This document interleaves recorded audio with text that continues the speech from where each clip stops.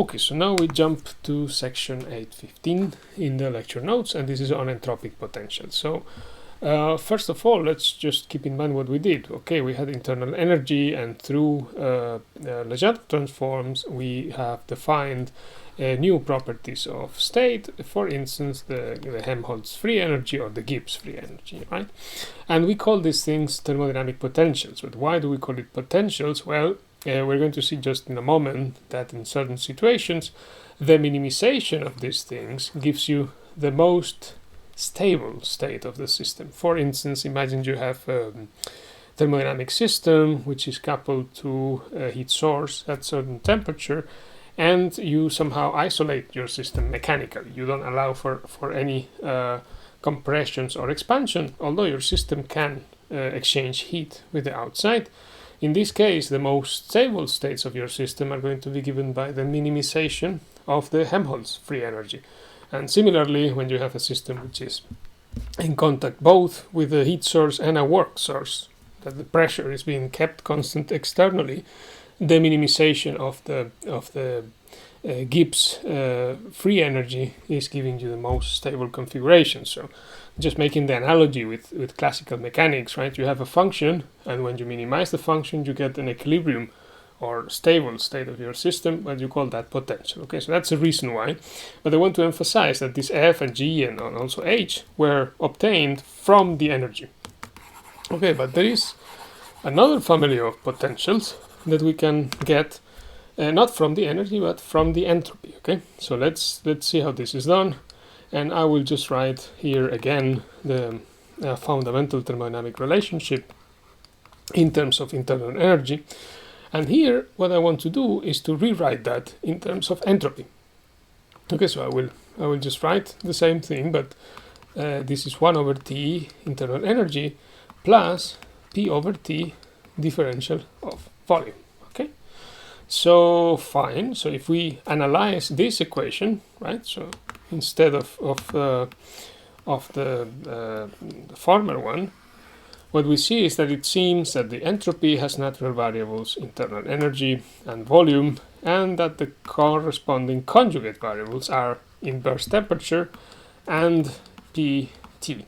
Okay, so again, this is really expressing entropy in its natural variables because the corresponding conjugate variables are simple. Okay, so there's no derivatives, there's no multiple terms and things like that. We still have variables of state, just like that. In this case, we have inverse temperature. Okay, fine, but that's not a big deal.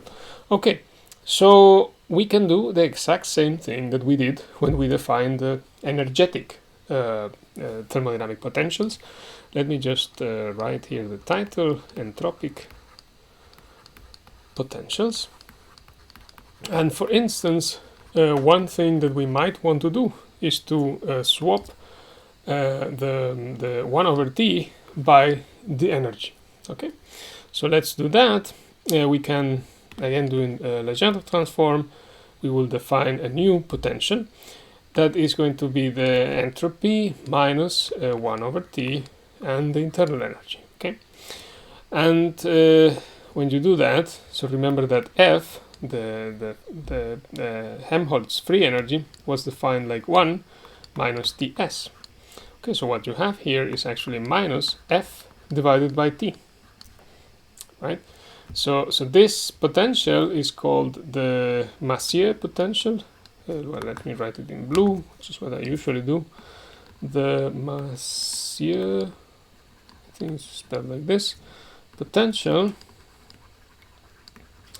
or also the free entropy. Okay, because you have the free energy divided by temperature, which is kind of similar to heat divided by temperature. You call it free entropy sometimes. Okay, so fine, and of course you can take the partial derivative of this, and you can really check that indeed the differential of phi is minus u differential of 1 over T, and then here you have P divided by T because you didn't change anything. Okay, good. And again, you can use this this potential to find interesting relationships between derivatives of your system. So different from the Maxwell relations as well. You will have the chance to do some of this in the problem sheets for this topic. And there's another one that people define often, which is given by this weird Greek letter like that. I don't remember the name. And then for this one is the analog, the entropic analog, if you like, to the Gibbs free energy, which is you have the entropy and you swap both natural variables. So you swap 1 over TU and you also swap PT and V. Okay? So when you do that, actually in the same way as before, because remember the Gibbs free energy is U minus TS, but also plus PV. So what you get here is really the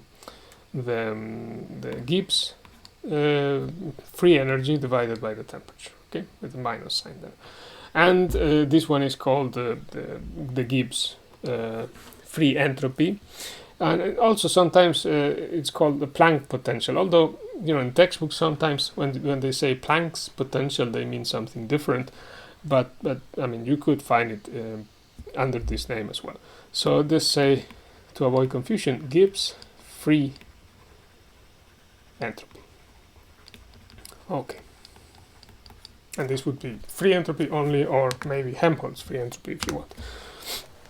Okay, and just similarly than what I've said, when you take the differential of this, and this is an exercise you can do, you see that the fundamental thermodynamic relationship in terms of the Gibbs free entropy is just simply given by what you would expect. Okay, so this like that, and then here you would get minus V. Yeah, that's right. V differential of PT. Okay. Fine. So this is just what I wanted to say about this entropic potentials, and just one remark, which is the reason why we can do that, right? So the reason why we can establish a functional relationship between, like a proper function, say entropy expressed as a function of energy and volume, is because energy is a monotonically increasing function of the entropy. Okay. So let's write that in mathematics form. So the energy, right, is a monotonically increasing function of the entropy. So the partial derivative of the internal energy with respect to entropy at constant volume, which we know is the temperature, the absolute thermodynamic temperature, this is of course something positive. Okay, so fine. So because of this reason is why we can invert the relationship, right? So if you want to have an intuition of this, okay, if it's not obvious already, you have, say, the energy and the entropy like this. And what I'm saying is that the function, whatever it is at constant volume, is going to look something monotonic. It's not going to go up and down. So when you invert this, when you flip the S and the U in this plot, well, you will still get something which is a proper function, right? So this is also a function, and this is U and this is S. But this would not be the case, for instance, if the energy wasn't a monotonic function of S. Okay, so if you have something like that, well, there will be values of the energy for which the entropy will have actually several possible values. So when you invert this, you don't get a proper function, right? So you get a weird thing like that, right? So this is not the case simply because the absolute thermodynamic temperature is a positive thing. So this is the reason why you can always write as a proper function the entropy in terms of the internal energy and the volume. Okay, so fine. So in remember also that in the synchronous session for this week, we are also going to discuss the TdS equations and the isothermal heat of compression, which is a follow-up on that. And right now, in the next video, actually, I'm going to jump straight to the physical intuitive interpretation of the free energy and of the Gibbs potential. And then there will be a final video separate about the enthalpy, also interpreted in this case a classic experiment as well by Joule, as usual, in this case with William Thomson. Okay, so I will see you in the next video.